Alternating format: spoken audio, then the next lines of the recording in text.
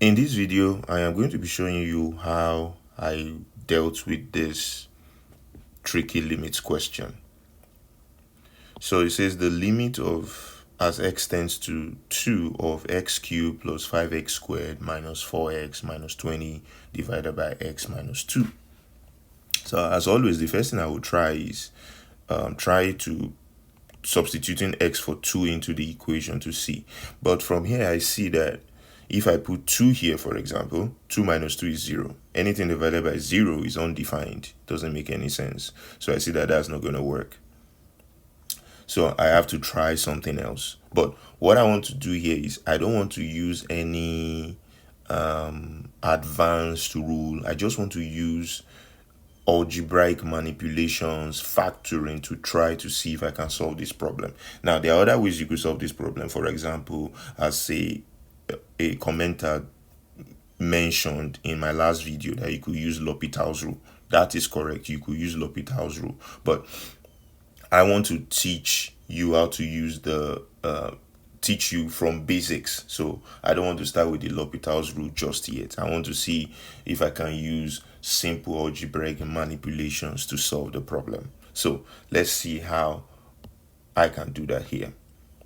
So substituting doesn't help us. So however, I noticed something. If I put 2 here, 2 in the numerator, it gives 2 cubed plus 5 times 2 squared minus 4 times 2 minus 20. So this becomes 8 plus 20 minus 8 minus 20, which gives me 0.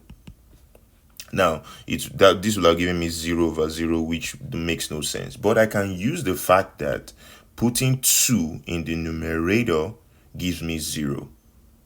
That means x minus 2 is a factor of this polynomial. That means this polynomial is divisible by x minus 2. So what does that mean? So that means I can divide this by x minus 2 directly, and it will give me a quotient. So let's do that using polynomial long division. So that means x minus 2 here, and x cubed plus 5x squared minus 4x minus 20. Now, this is polynomial long division because I've identified that x minus 2 is a factor of this, because when I put 2 here, it gives me 0. You see, without any remainder. So that means this is divisible by x minus 2 without any remainder. Alrighty, so I'm going to start by saying x cubed divided by x. That gives me x squared. Now, x squared times x is x cubed. So I'm going to write that here. Now, x squared times negative 2 is negative 2x squared. Now then I subtract. So x cubed minus x cubed is 0. 5x squared minus negative 2x squared, that is plus 7x squared. Then I have minus 4x minus 20. Then I do that again. 7x squared divided by x is what? 7x. 7x times x is 7x squared. 7x times negative 2 is negative 14x.